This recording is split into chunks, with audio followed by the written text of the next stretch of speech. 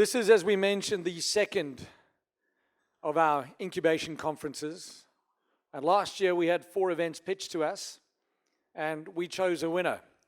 And that winner, unfortunately, their representative cannot be with us today, so they've put a video together to show you what it is that they did with their support that they got from the Western Cape government, as well as the moral support and even direct support that they got from people that were at the River Club at our first conference to help them take their event to the next level.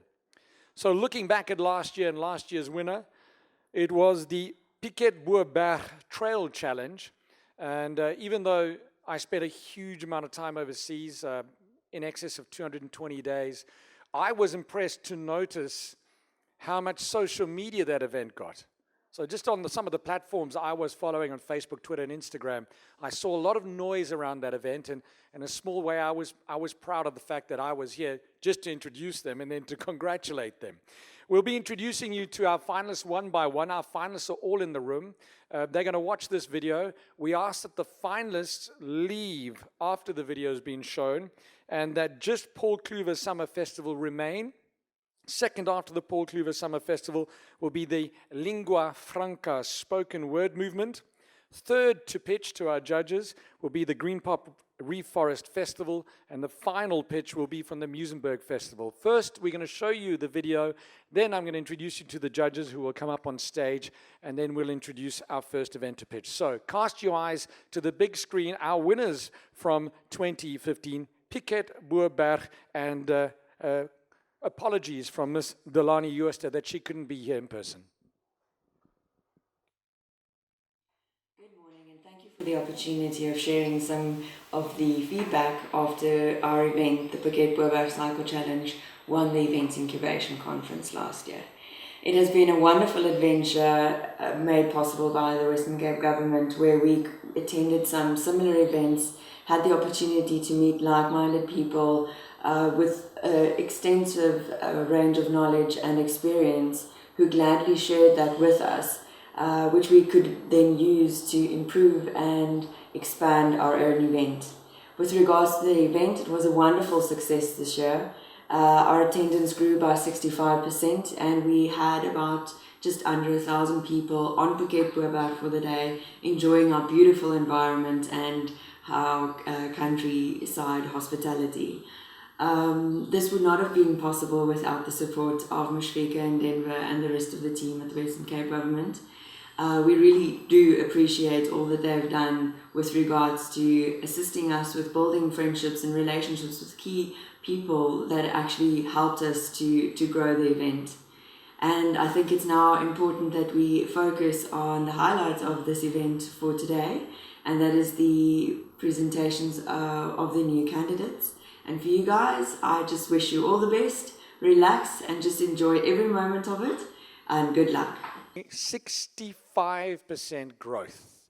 I wish that upon all of you as your baseline. So, we'd like to introduce to you our judges. They're going to come up on stage. I wonder if they're going to enjoy being on stage, but at least they get a real close-up view of our candidates that were pitching. So whilst the judges come on stage, I ask please that Green Pop, Muizenberg Festival, and Lingua Franca, if you guys can leave the room. Paul Kluwer Summer Festival, you stick around. So to do the judging here today, Mr. Dunisani Chabalala from the National Department of Arts and Culture. Dunisani, if you can please come and join us on stage. He is going to take this long, slow walk from the back of the room, this time without a microphone.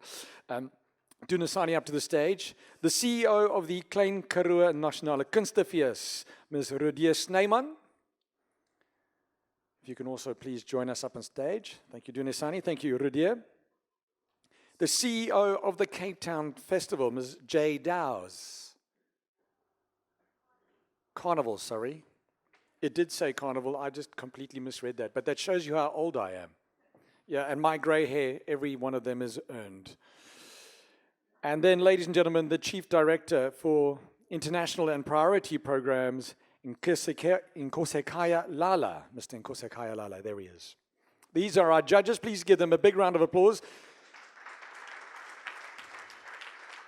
They've got a truly, truly tough job ahead of them. And I know that if last year was anything to go by, it's going to be extremely difficult, but also extremely exciting. So, first of our 4 finalists to pitch, in the hope of the support from the Western Cape government, ladies and gentlemen, it is the Paul Kluwer Summer Festival.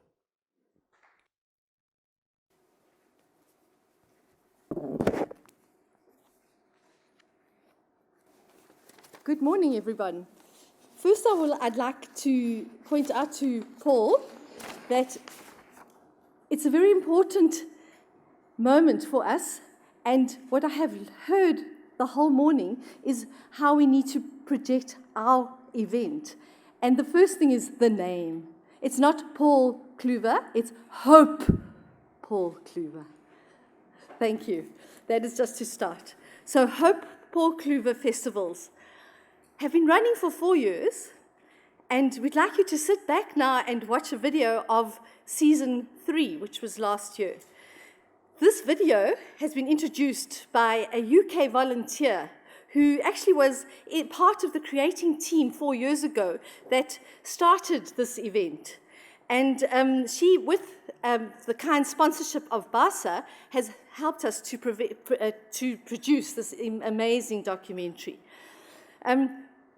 What else Emily has done is that she has nurtured a Krabo resident, Lemise, and has begun training her last season and this season to become the coordinator, and we know next year she will be up there as the winner from this year. She will be able to run the season, and she's a local resident. So straight up, we are, as much as we can, promoting the local people and employment. After the video, I have a little bit more information to give you. The video, please.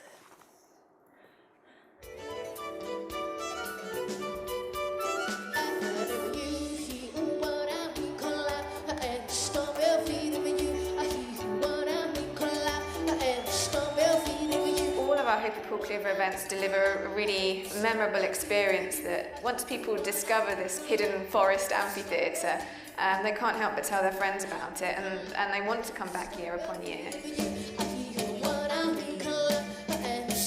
Each summer we put together a selection of different events. They're mainly music, but sometimes it's theatre, sometimes it's cinema. And we want to engage the audience in a real experience, not just some entertainment, but exposing them to different types of the arts, showcasing new talent, giving people who wouldn't have had the opportunity to perform alongside some really quite well-established artists. It really is just a fun atmosphere. Everybody enjoys it.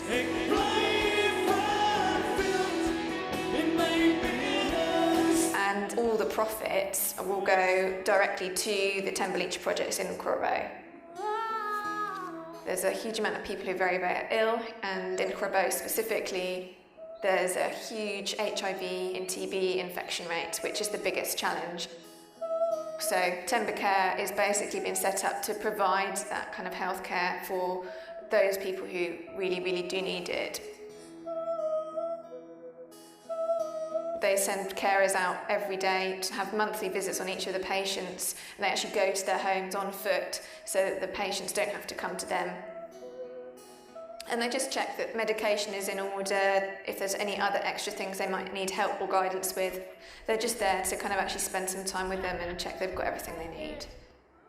We also have different education things that we're involved in, and specifically in Nkorobo, we've been working with the community who've already set up creches. We've established those creches further so they've got better infrastructure. We've helped to train the carers into teachers. We go in and we do phonics programs with them, and basically have quite a structured program so the kids really benefit from their days in those centres.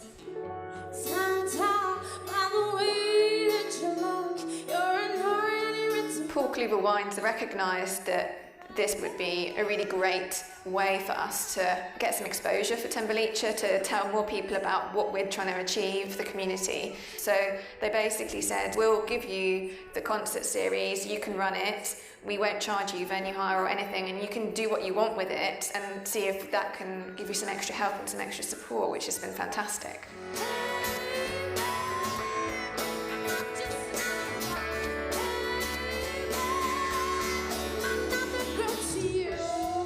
we're trying to offer a really intimate experience for the people who buy tickets. So every ticket's a Golden Circle ticket. We're basically in the living room with these artists.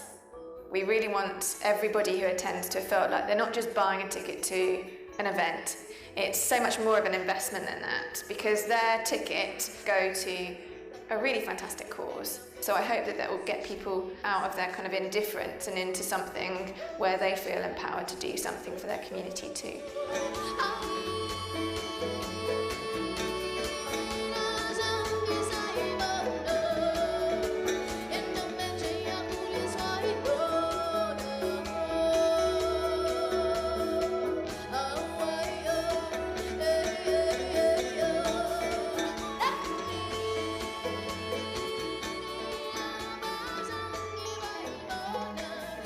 Well, there you have it, everyone. I'm not going to repeat what Emily says there, but that is what it's like. However, this season, the Hope Festival has come under the umbrella of Thembelicha Foundation. And we've taken a strategy to be cautious because it was growing, and we've come to a point where taking it over, we want to be successful long-term with sustainability, so we've cut down on the performances. We have only 5 this season, and we are hoping that they are guaranteed sellouts for us. One of the talks earlier today mentioned that it's not easy, and that's where we said, instead of rushing out there, carrying on, let's take a step back, look at the situation, and take it cautiously forward. Paul Kluwer is deeply invested in the Elgin Grabo community, and this partnership that he has with Thembelicha has produced this, which is what is so amazing. And then out of it, we have also focusing very strongly on promoting the new artists, engaging the diverse audience. For example, next week is our first concert. We, at this stage, we're not near sellout, so we are opening this concert to the Grabo community, especially the corporate businesses, Cromco, Elgin, all the Elgin fruiterers, to invite their staff who would love to come to an event like this but cannot afford it. So we're opening to encourage more people to be able to participate in this wonderful occasion. Galvanizing the community, bridging cultures, as we have with the different types of performances that we have, boosting tourism. You all know Elgin Grabo is the most beautiful area, and this is where we're able to encourage the visitors to come along as well, and it spreads the news. Alleviating poverty through our sustainability and increased collaboration. The profits from the Paul Kluwer season go directly to Thembelicha Foundation, the partnership we have, and it's all to restore hope and to transform lives. Okay, there you have the venue. And this is the slide I'd like to talk about most, to show you that it's a sensational summer season of live concerts powering social change, and the support that we have got with our social media promotions and partnering, which has been the most amazing way to grow, as we were talking about it. This is our concert lineup this season. We have Macaulay Workshop next week, Corin Zoid, the Parlour Tones, Elvis Blue, and then Watershed. And basically, it is the professional event run at minimum costs, powering social change. And if I look at the audience today, if each of you could just go and have a look which concert you'd like to come to and spread the word to your friends, you'd be helping us power the social change. I thank you for today. And the wonderful thing about events in this country is that all our events have some element, some greater, some not lesser so potentially. We do power social change through all our events. And I think that is one of the amazing things about events in this city, this province, this country. So, judges, I could see you were furiously scribbling and writing there.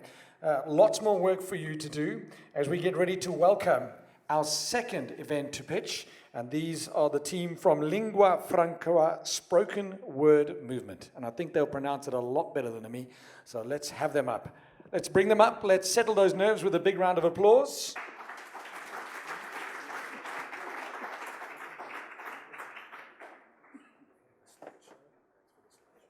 This button.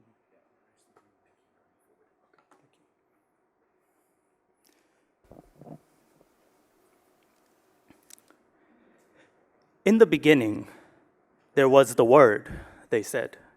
So we came up with chévere, y nos engendramos por la mezcla of remnants in what was at first a cacophony of sounds. Even though the concept of time has been colonized, for us, aging has never been a matter of anatomy or Gregorian calendars.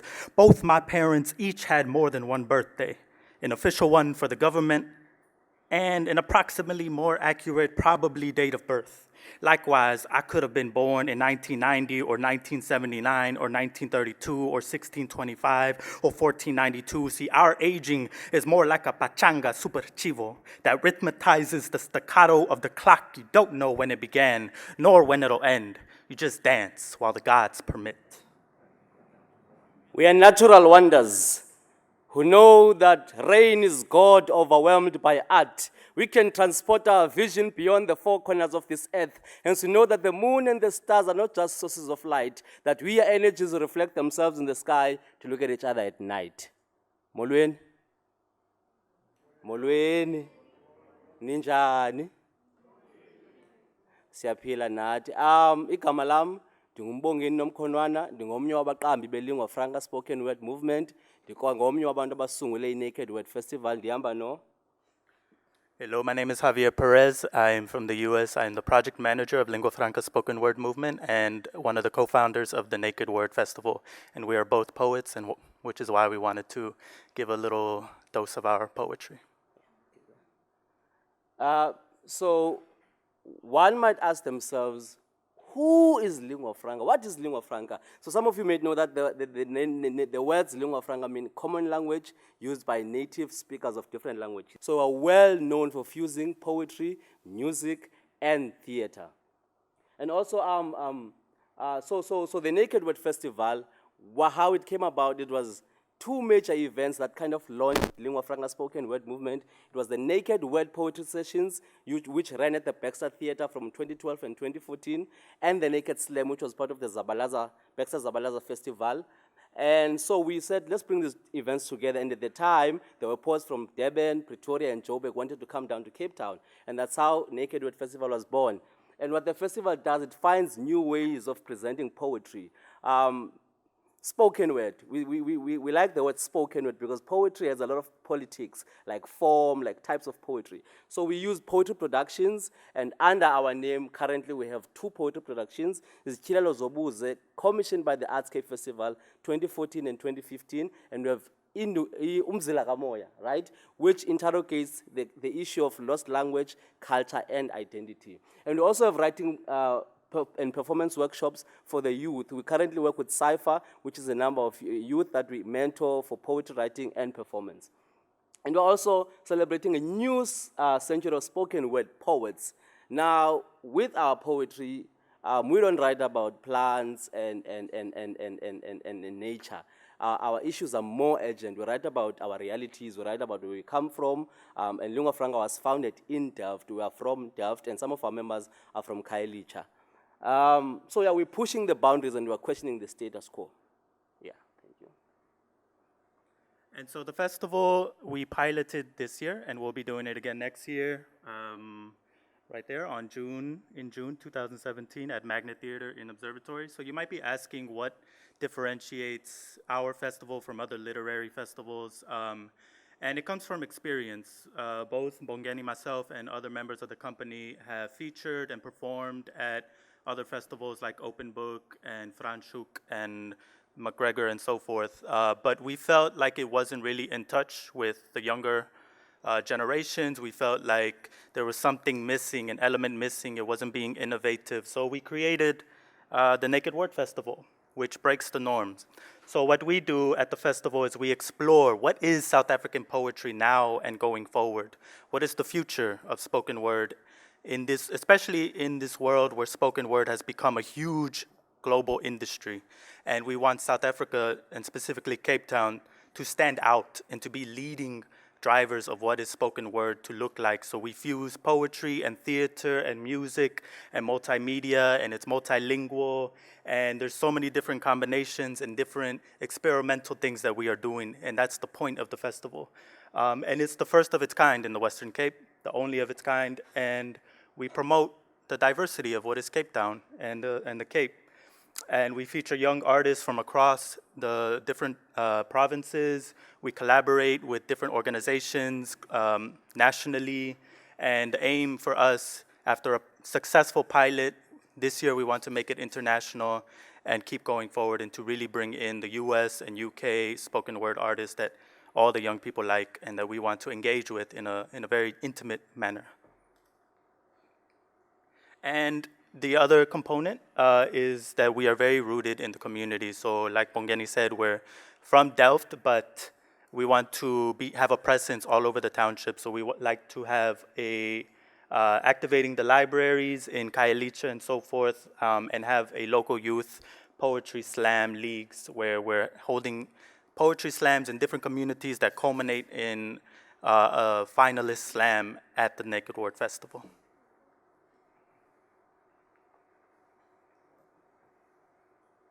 Yeah. So so one of the questions that was asked was how do we socially how does our festival or what we do socially impact? And we want to cultivate the culture of reading and critical thinking. For me, from grade 1 until grade 12, I didn't know what literature is. I knew what poems and novels were, but I didn't know what literature is until I got to varsity. So when I started that culture very, very early, so people know what literature is. And because at schools, we were not taught literature. We were taught poems, taught set work, just to learn and pass it. And so that's what we want to start at a very, very young age. And also, in South Africa, we're very diverse, and I feel we're still at the stage where we do not embrace our diversity in South Africa. So the Naked Word Festival seeks to push that. We seek to bring different people from different parts of the country to be in one space where they can have conversations, comfortable and uncomfortable conversations. And as Javier said before, bring in also the international community and become part of our festival. So yeah, and we are bringing a new energy into the poetry or literary art of South Africa. Somebody said, are you decolonizing the literary arts of South Africa? Yes, we are decolonizing the literary arts of South Africa. We're trying to bring more young voices, more black voices, voices that you wouldn't necessarily find in your traditional literary festivals. We're not also trying to duplicate what Open Book is doing, what McGregor is doing, what Franchuk is doing, so yeah. So last year, or this year I should say, we employ 40 people. We work with local businesses, and we're next year wanting to work with a lot more caterers, B&Bs, transport, and we provide a platform for our artists to also sell their merchandise. Some of our artists create their own, have books, EPs, and such, and so we create a space where these things can be sold.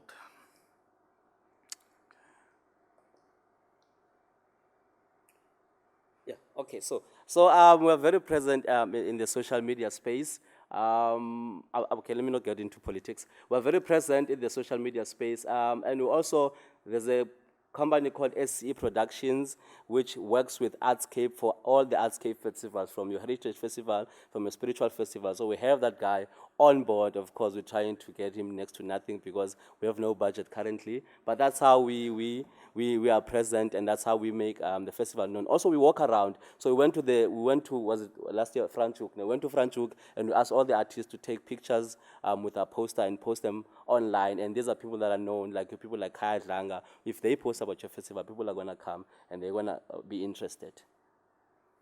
And we'd like to archive the festival properly with videos to sell for DVDs and produce a chapbook featuring all the festival participants. Here are some of our links. We're on Facebook. That's our Twitter handles, our hashtags, and that's the website, NWF, nakedwordfestival.linguafrancapoetry.co.za. And with the last seconds, I'll just quickly slide through some of the pictures from the festival. So that's Mutle Motibe, who was big in Joburg, Nomashenge Dlamini from Durban, Pretoria, Cape Town representatives,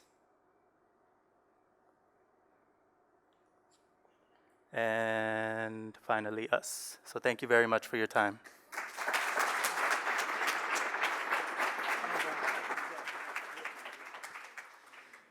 The lingua franca spoken word movement, ladies and gentlemen, something we could all get much better at, and 16,000 Rand.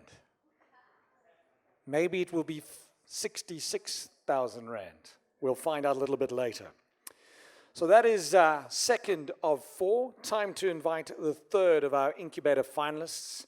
Which one's going to become the jewel down the line? Who have the judges already thought, oh, that was impressive? And I'm sure you in your mind are thinking so far, okay, interesting. Will you agree with our judges? Next up, ladies and gentlemen, Green Pop Reforest Festival. If you can please put your hands together and make them feel welcome.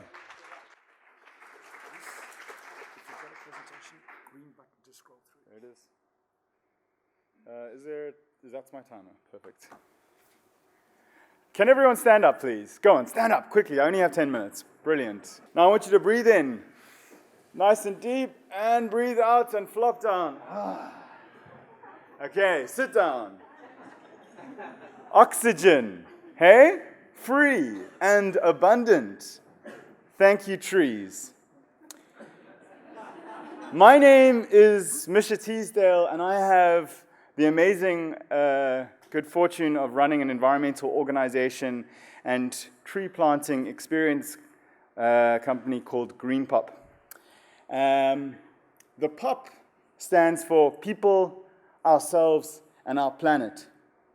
What do I press? The green button. There we go. There's the people. How did that square get there?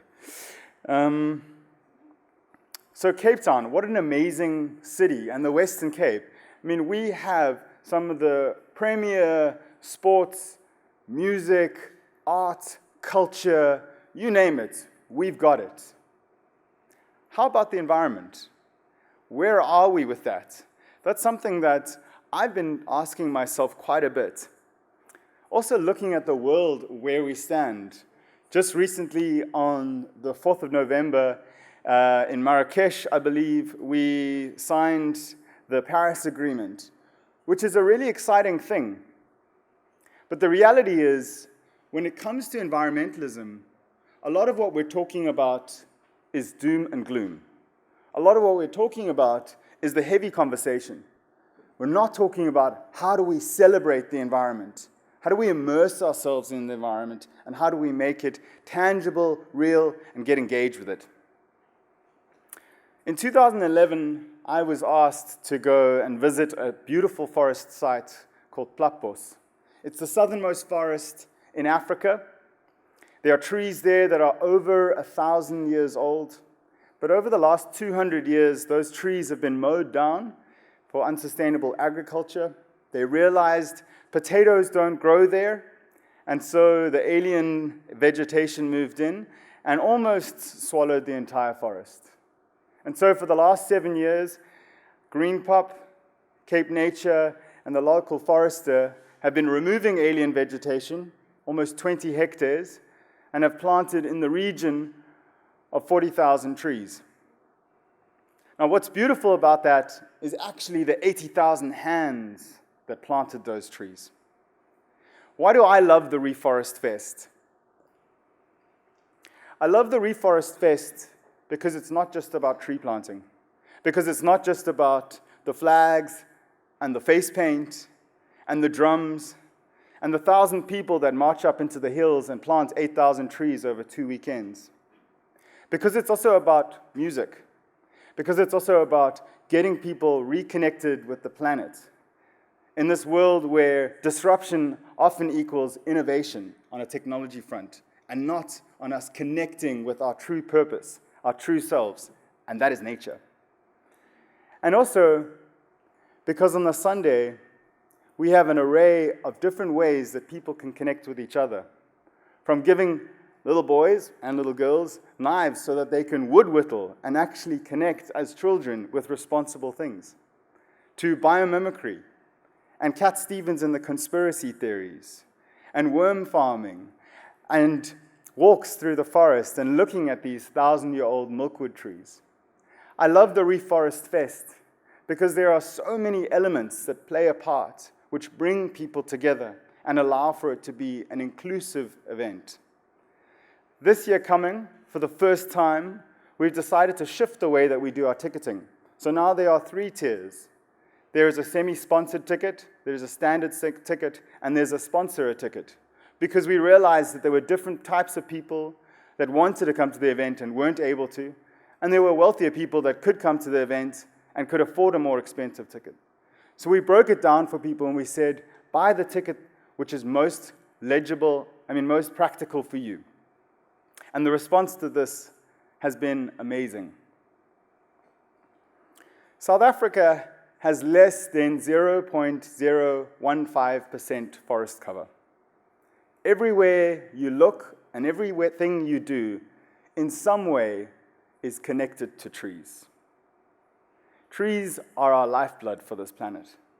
And the opportunity for us to come together and actually be a part of rehabilitating ecosystems is amazing. On a weekly basis, I get an email from people, not just within this province or South Africa, but around the world, asking, can we start a green pop? And I didn't really know what that meant. But I feel like the opportunity to give people the tools, the willingness, the passion, and the horsepower to bring mass action together and to create events just like the Reef Forest Fest, where within a 5-hour period, 5,000 trees can go into the ground, and we can bring back ecosystems that have been lost, where we can give new habitats to ecology, which is so important, not just for us sitting in this room, but to future generations.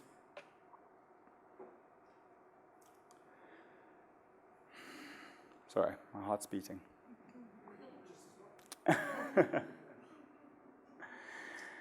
We've been running this event for the last 7 years, and I can tell you that every time we get to the end of the day, once we've planted however many thousand trees, and I get to sit on the hill with all the volunteers that have experienced that day, it is one of the most excitable, close to orgasmic experiences I have. Because ultimately, the euphoria that you experience when you participate in an event like this is incredible.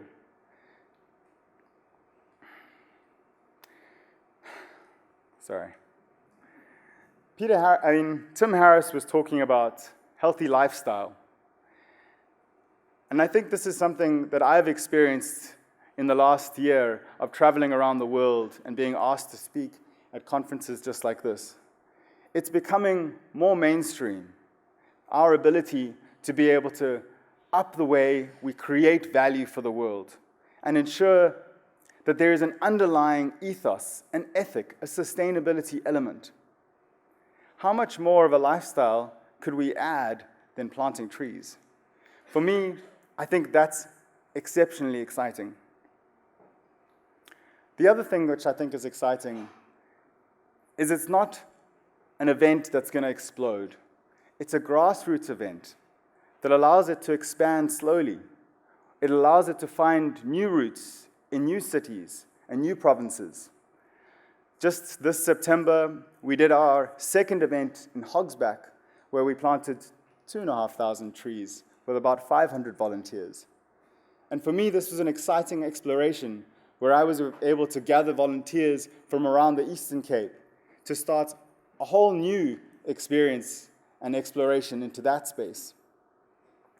Thank you so much for listening to me today. If you've got nothing on this March, please come and plant some trees with me. I can assure you, you will thoroughly enjoy it. And bring your family too. There are no planters too young or too old. I believe our youngest planter was 2, and our oldest planter to date has been 89. So it's definitely for everyone. Thank you very much. Now, ladies and gentlemen, as you have for those before, yet again, a big round of applause for the Muizenberg Festival presentation.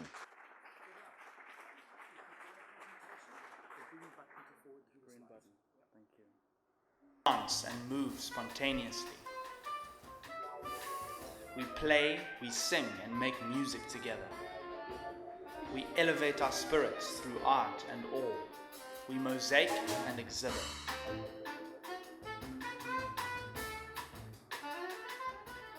We permaculture, fertilize, and grow. We share stories of the sea and tell poems on palm. We dog show. We hip-hop in Daba. Today is the community of Muizenberg being very alive and inviting other people to share their aliveness.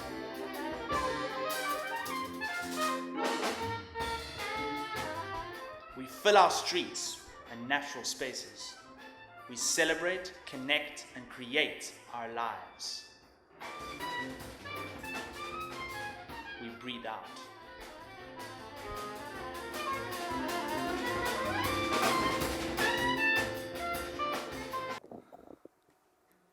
Good afternoon. So that is the Muizenberg Festival, a co-created celebration of a community next to the seaside, the Vlei and the mountain.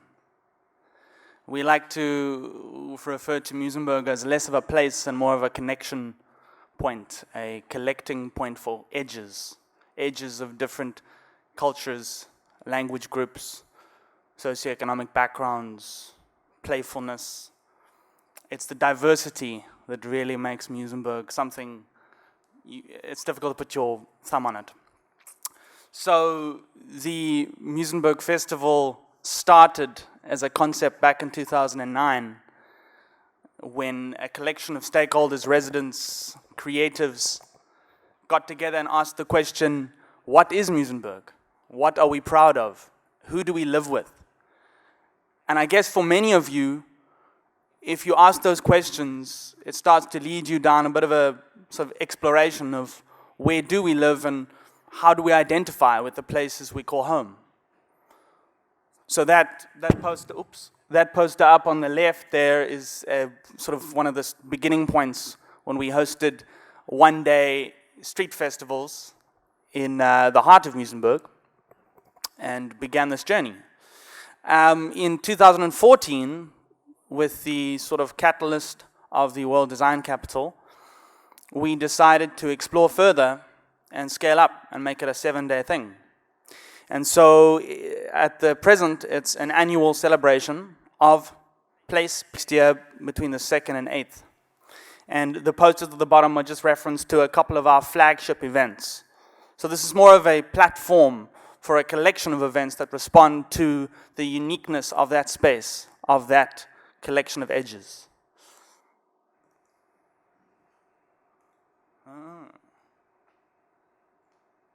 Thanks. All right, so what value do we propose? Why are we unique? Why is this event unique? It's inherent in the process.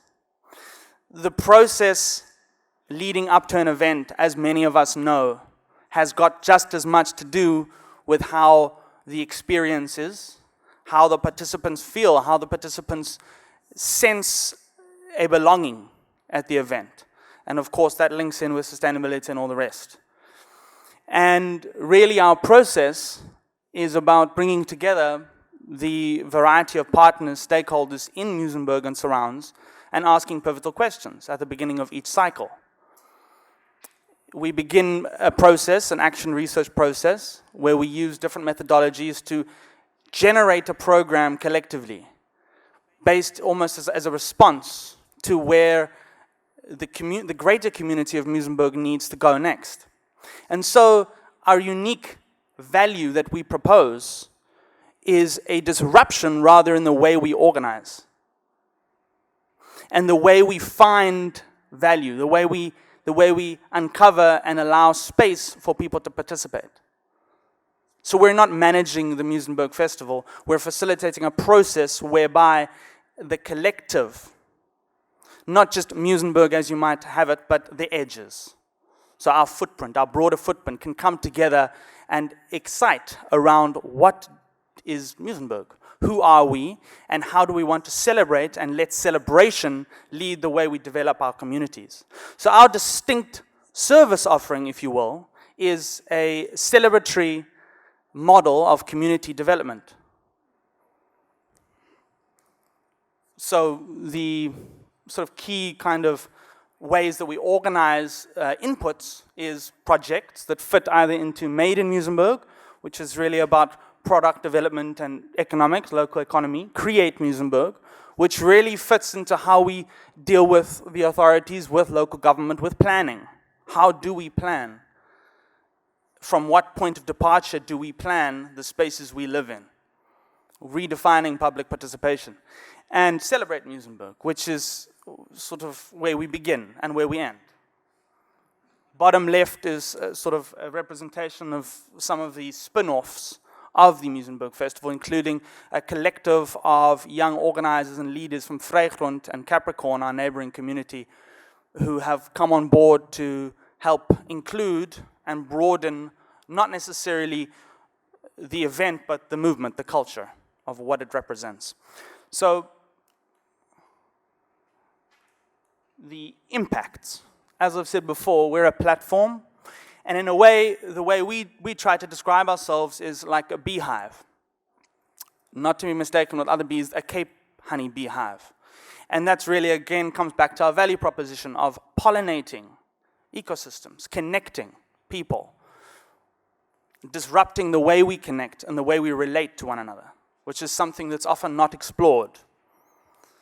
And, I mean, the numbers, they're less important to us than the process, but this is our third consecutive year. It is a 7-day event, notwithstanding that we have many events during our process leading up to our October showcase. That program is made up of more than 60 distinct events that are run by partner projects. And collectively, 10,000 plus unique visitors in 2016. That number, we can't be specific because that number is based on ticket sales, numbers through the door at various exhibitions, the markets, what we can judge on how many people arrived, came through at the concert in the park, which is, again, a public event. Most of these events are pay as you can because, again, our touch point is inclusivity and making sure that it is as accessible as possible. We're a constant experiment, so we're constantly looking at ways of disrupting the way we organize, the way we enact the festival daily. 15 distinct venues, multiple stakeholders. We really pride ourselves in generating relationships with stakeholders across the board from different sectors, but also from different geographies, different cultural geographies, different human geographies. And that's why we're bees. We're Cape honeybees. And that's really our way of deciding what kind of role we play. And really, our focus, more than anything else, in terms of our target market, target audience, the value proposition needs to meet the target market, which is Muizenberg, Greater Muizenberg, the footprint of Muizenberg. If we can't respond to the needs of the very people that feel passion about the space that we're celebrating, then we're going nowhere. But if we can invite holistically, then that's our mode of getting word out, of communicating to the broader Cape Town and South African community. And of course, we very much recognize the Hive, which is actually our headquarters in Palmer Road. Please come visit when you get a chance. The Hive and the festival as a model is a purposeful catalyst for business and local economy. Festivals are gathering points of many people. They are marketplaces. They are celebratory spaces where people can explore and innovate. And we want to do that, but locally, responding to local issues and local opportunities.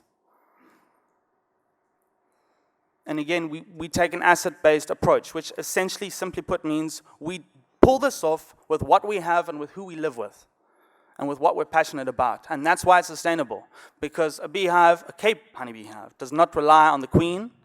It relies on the variety of bees that have the actual possibility of generating new queens if the old one dies. That's why we're Cape honeybee hives. And just to finish off, once again, we're trying to experiment. We're trying to break into a new way of understanding how to mobilize people from people who often don't see each other, who often live in close proximity but don't understand and witness one another.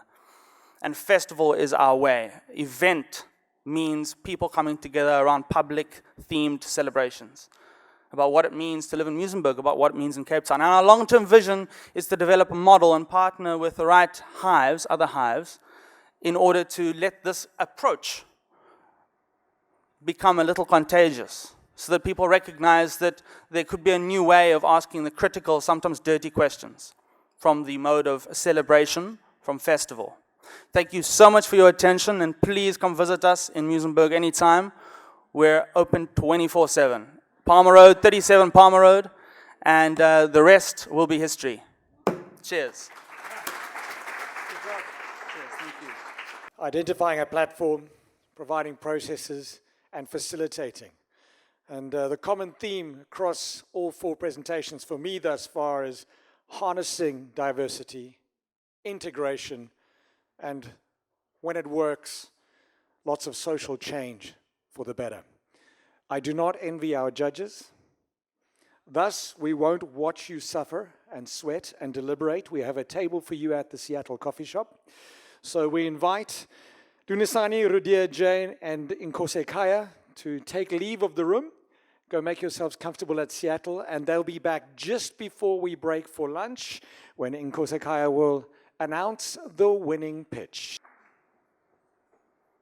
Hello. Good afternoon. I think before I make the announcement, I think I must just make one disclaimer that it was not my idea that I become a judge. I tried to really resist it for reasons that became obvious when we were discussing as a panel. The winner is, but before that,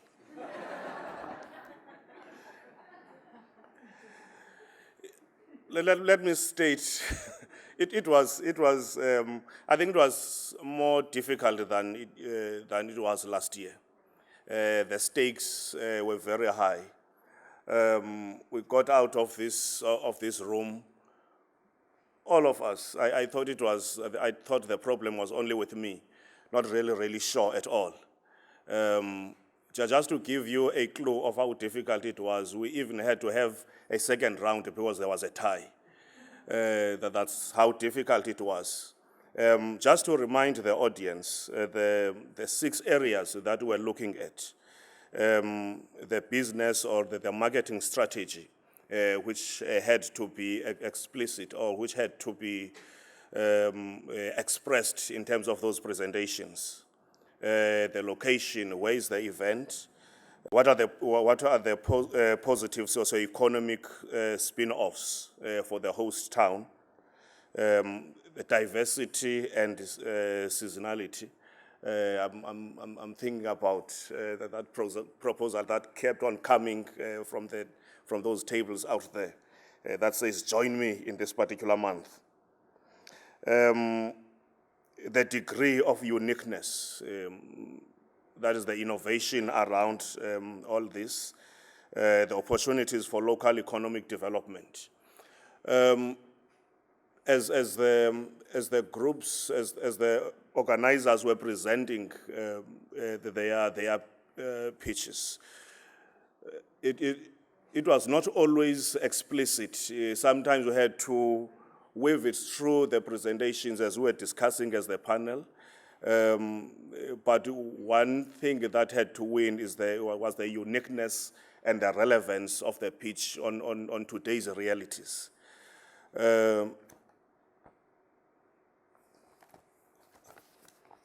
I know we are waiting for the winner, but just to say, even though some may not be considered today for the purposes of today as having won in terms of occupying the #1 spot, but in reality, by being here and pitching, they have won in a way. And we are going to try and make sure that we support them, even if it means in kind. But there will be a certain level of support that I can commit to, but I won't commit on the exact support. Can we now put our hands together for Lingua Franca spoken word movement?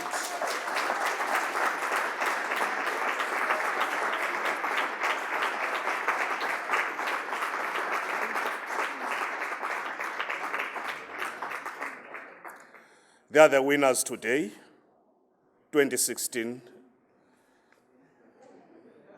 I think let's applaud them again.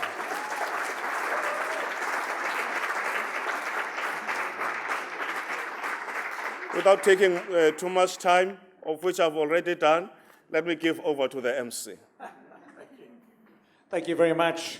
And as mentioned, congratulations to the Green Pop Forest Festival, Hope at Paul Kluwer Summer Festival, as well as our Musenberg Festival, all very, very powerful, strong, confident pitches.